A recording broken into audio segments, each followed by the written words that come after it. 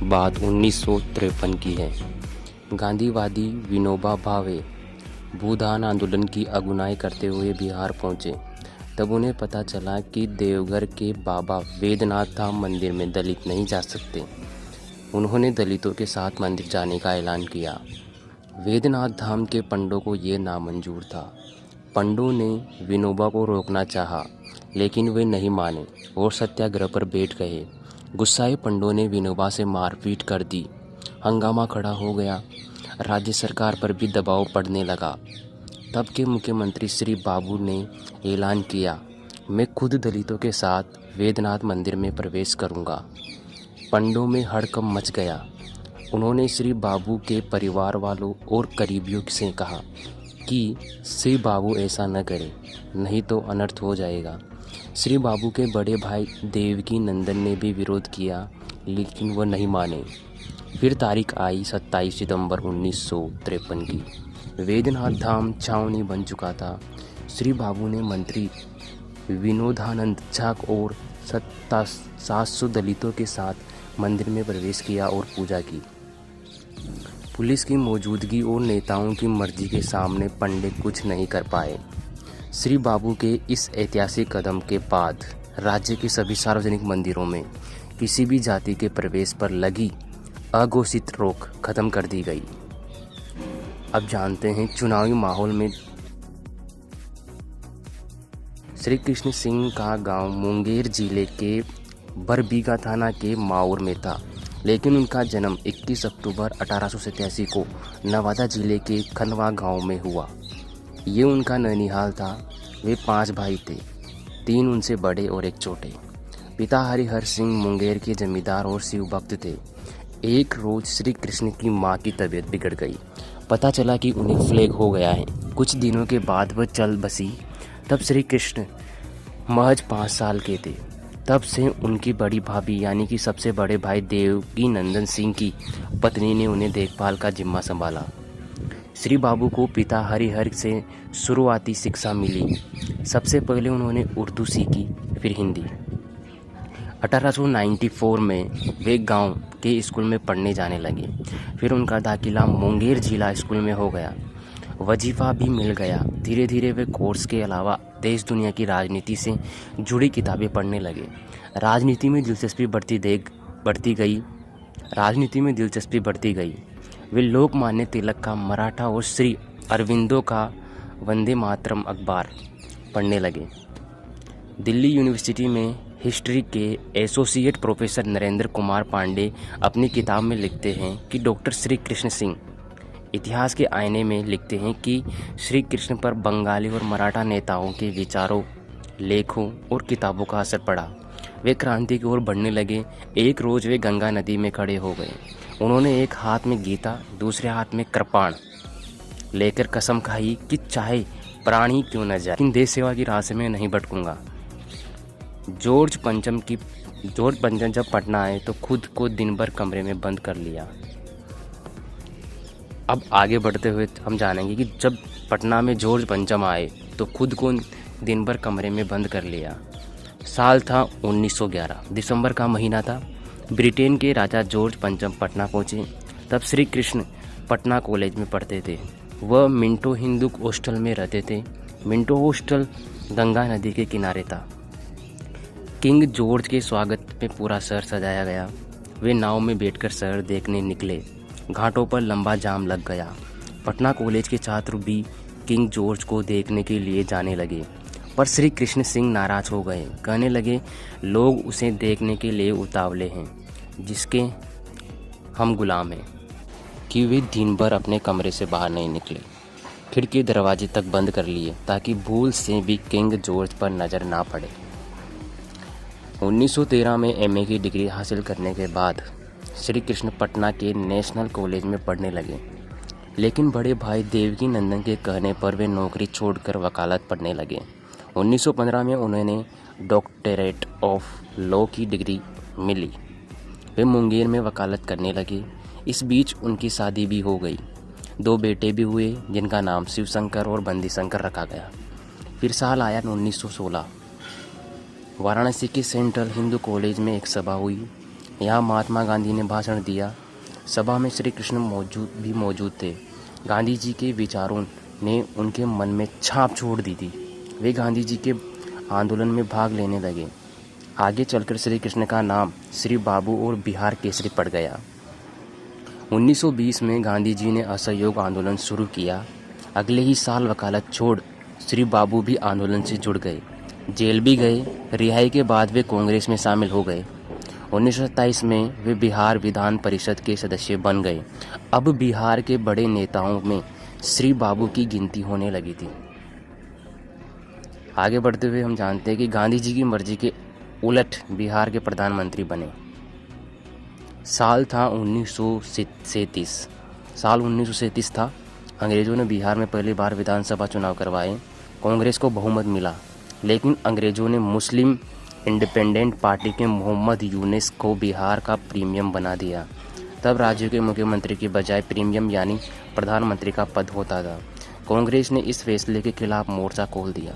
आखिरकार यूनुस को इस्तीफा देना पड़ा। अब कांग्रेस में विधायक दल का नेता चुनने की कवायद शुरू हो गई। महात्मा गांधी पसंद अनुग्रह नारायण सिंह थे। वे चंपारण सत्याग्रह के दिनों से अनुग्रह नारायण को जानते थे।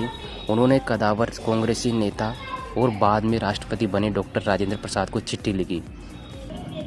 उन्होंने चिट्ठी में लिखा, अनुग्रह बाबू को विधायक दल का नेता चुना जाए।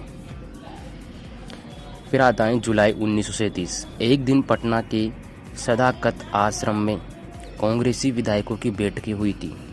डॉक्टर राजेंद्र प्रसाद ने ऐलान किया, गांधी जी चाहते थे कि अनुग्रह बाबू को नेता चुना जाए। इतना सुनते ही कांग्रेस नेता सर गणेश दत्त सिंह और किसान नेता स्वामी सदानंद सरस्वती खड़े हो गए। सर गणेश बोल पड़े, अनुग्रह ही क्यों, श्री बाबू ही क्यों नहीं, अनुग्रह ही क्यों, श्री बाबू क्यों नहीं। दरअसल अनुग्रह बाबू राजपूत थे और उन्हें काश्यप लोबी का समर्थन था। वे श्री बाबू भूमिहार थे और उनको 7 ब्राह्मण गुट था। दरभंगा के नरेश कामेश्वर सिंह श्री बाबू के फेवर में थे। अनुग्रह बाबू भाप गए कि श्री बाबू का पलड़ा भारी है। उन्होंने खुद ही श्री बाबू का नाम आगे कर दिया। इस तरह गांधी जी की मर्जी के उलट श्री बाबू विधायक दल के नेता चुने गए और बिहार के प्रीमियम यानी प्रधानमंत्री बन गए। ये फोटो है 1927 में पटना के सदाकत आश्रम में कांग्रेस के विधायकों की मीटिंग में डॉक्टर राजेंद्र प्रसाद, उनके दाएं ओर श्री बाबू बैठे हुए। आगे बढ़ते हैं। नेहरू के समर्थन से मिली मुख्यमंत्री की कुर्सी। 1950 के संविधान लागू होने के बाद राज्यों के प्रधानमंत्री मुख्यमंत्री कहलाने लगे, यानी श्री बाबू बिहार के प्रधानमंत्री से मुख्यमंत्री हो गए। 1952 में देश भर में लोकसभा और विधानसभा चुनाव हुए। बिहार की 331 में से 325 विधानसभा सीटें कांग्रेस ने जीती। अब बारी थी विधायक दल के नेता चुने जाने की। पंडित नेहरू ने इस बार श्री बाबू का साथ दिया, लेकिन राष्ट्रपति राजेंद्र प्रसाद चाहते थे कि अनुग्रह नारायण मुख्यमंत्री बने। दोनों ओर जबरदस्त लामबंदी हुई। आखिर में नेहरू ने अनुग्रह बाबू से बात की और एक पॉलिटिकल फॉर्मूला सुझाया। अनुग्रह मान भी गए। विधायक दल की मीटिंग में अनुग्रह बाबू ने खुद ही श्री बाबू का नाम आगे कर दिया था। नेहरू के फॉर्मूले के तहत श्री बाबू सीएम बने और अनुग्रह बाबू डिप्टी सीएम। अनुग्रह बाबू को वित्त मंत्रालय सौंपा गया।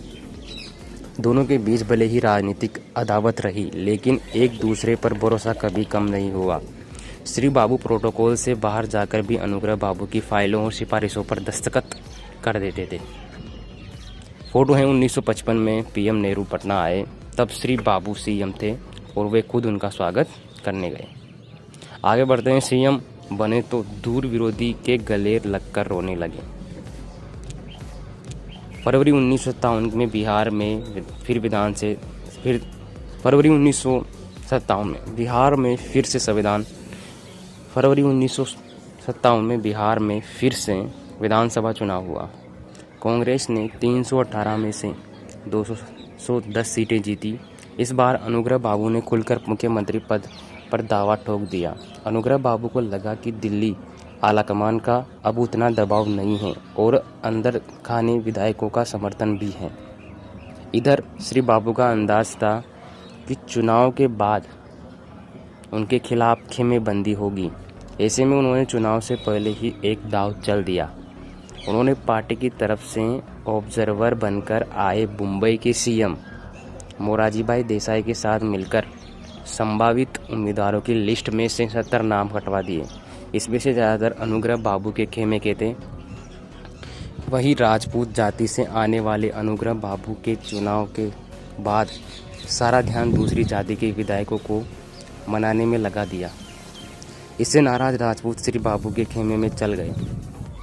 बिहार के कंदावर कांग्रेसी नेता रहे ललितेश्वर प्रसाद शाही अपनी बायोग्राफी में लिखते हैं कि बनते बिहार का साक्षी किताब में लिखते हैं, मार्च महीने के एक दिन में हुई बैठक में श्री बाबू को 145 कांग्रेस विधायकों को वोट मिले, जबकि अनुग्रह बाबू को 109 वोट मिले। जीत के बाद श्री बाबू अपने समर्थकों और गाजे बाजे के साथ राजभवन के सामने बने घर पहुंचे। जश्न का माहौल था, मिठाइयाँ बट रही थी। श्री बाबू घर की पहली मंजिल पर थे, तभी उन्हें पता चला कि अनुग्रह बाबू वहां आ रहे हैं। भारी भरकम शरीर वाले श्री बाबू तेजी से सीढ़ियां उतरे और अनुग्रह बाबू की गाड़ी के दरवाजे तक पहुंच गए। जैसे ही अनुग्रह बाबू गाड़ी से बाहर निकले, श्री बाबू उनके गले लग गए। दोनों रोने लगे।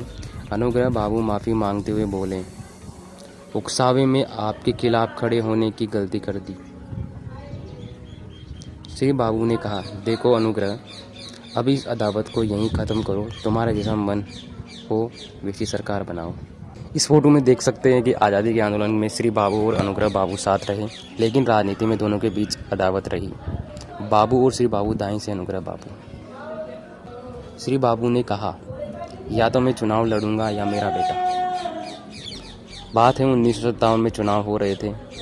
कांग्रेस के कुछ बड़े नेता श्री बाबू से उनके बेटे श्री बाबू ने कहा, या तो मैं चुनाव लड़ूंगा या मेरा बेटा। 1957 में चुनाव हो रहे थे। कांग्रेस के कुछ बड़े नेता श्री बाबू से उनके बेटे शिवशंकर से चुनाव लड़वाने के लिए जोर डालने लगे, लेकिन श्री बाबू नहीं माने। उन्होंने कहा, मैं तैयार हूँ, लेकिन फिर मैं चुनाव नहीं लड़ूंगा। एक परिवार से एक ही व्यक्ति को चुनाव लड़ना चाहिए। यही वजह थी कि श्री बाबू के रहते उनके परिवार से कोई चुनाव नहीं लड़ा गया।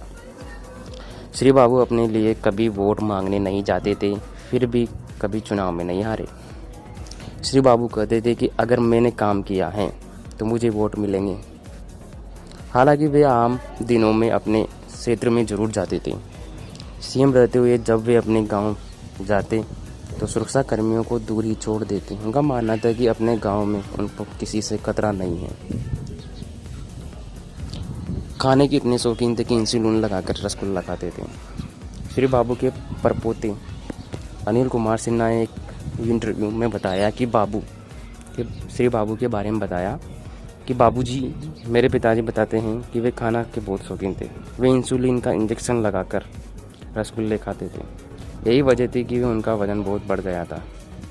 अनिल कहते हैं कि जब भी बाबा मुजफ्फरपुर या बेगूसराय जाते तो पहले ही अरहर की दाल बनाकर रखने का संदेश भेज देते थे। वहाँ रुकने के बाद खाना लोगों से मिलने का उनका शौक था। उस वक्त आने जाने की बेहतर सुविधा नहीं थी। बाबा पालकी या बैलगाड़ी से क्षेत्र का मुआयना करते थे। नेहरू से बोले, बिहार में फैक्ट्री नहीं लगी तो मैं इस्तीफा दे दूंगा। अनशन पर बैठ गए। श्री बाबू बिहार में रिफाइनरी और उर्वरक फैक्ट्री लगवाने चाहते थे, लेकिन प्रधानमंत्री नेहरू ने इसके लिए दूसरे राज्यों को चुन रखे थे। श्री बाबू इसके खिलाफ अनशन पर बैठ गए। साफ बोले, बिहार में प्रोजेक्ट शुरू नहीं हुए तो इस्तीफा दे दूंगा। इसके बाद ही बरौनी में 2 कारखाने खोले गए। कहते हैं कि प्रधानमंत्री नेहरू को सिर्फ 2 ही मुख्यमंत्री तुम कहाँ रहते थे, पहले बंगाल के सीएम बिधान चंद्र रॉय और दूसरे बिहार के सीएम श्री बाबू। परपोते अनिल कुमार सिन्हा के मुताबिक नेहरू बाबा को इतना पसंद करते थे कि वह उनके केंद्र में गृह मंत्रालय देना चाहते थे, लेकिन बाबा बिहार में ही काम करना चाहते थे। 17 साल के कार्यकाल में दौरान श्री बाबू ने बोकारो में पहला स्टील प्लांट लगवाया, बरौनी में डेयरी शुरू की, हटिया में भारी उद्योग निगम स्थापित किया, गढ़हरा में एशिया का सबसे बड़ा रेलवे यार्ड बनाया। भागलपुर में संबोरा, समस्तीपुर में के पूसा, रांची के एग्रीकल्चर कॉलेज बनाए। कई पुल, हाईवे, ब्रिज बनवाए, इसीलिए वे आधुनिक बिहार के निर्माता कहलाए। हम देख सकते हैं कि 11 नवंबर 1960 को पटना में बिहार सरकार की कैबिनेट मीटिंग के दौरान श्री बाबू सबसे दाईं ओर बैठे हुए हैं। आगे बढ़ते हैं। संपत्ति के नाम पर सिर्फ 24,500 रुपये। संपत्ति के नाम पर सिर्फ 24,500 रुपये, वो भी परिवार के नहीं थे। 31 जनवरी 1961 को श्री बाबू का निधन हो गया। 12 दिन बाद राज्यपाल डॉक्टर जाकिर हुसैन, बिहार के तत्कालीन सीएम दीप नारायण सिंह, जयप्रकाश नारायण और श्री बाबू के मुख्य सचिव मजूमदार की मौजूदगी में उनकी तिजोरी खोली गई। इसमें 4 लिफाफे निकले। चारों में कुछ न कुछ रकम थी। कुल मिलाकर 24,500 रुपये, वो भी पार्टी के और करीबियों के लिए। पहले लिफाफे में प्रदेश कांग्रेस कमेटी के नाम पर 20,000 रुपये थे। दूसरे में उजिहार हुसैन मुनीम नाम के एक दोस्त की बेटी की शादी के लिए 3,000 रुपये। तीसरे लिफाफे में बिहार के तत्कालीन मंत्री महेश प्रसाद सिन्हा की छोटी बेटी की शादी के लिए 1,000 रुपये निकले। और चौथे में अपने एक भरोसेमंद नौकर के लिए 500 रुपये। सीनियर जर्नलिस्ट संतोष सिंह अपनी किताब the Jannayak Karpoori Thakur, voice of the violence में लिखते हैं, 1937 से 1939 तक जब वे बिहार के प्रधानमंत्री थे, तब मंत्रियों को हर महीने 5,000 रुपये से श्री बाबू ने इसे घटाकर 500 रुपये कर दिया।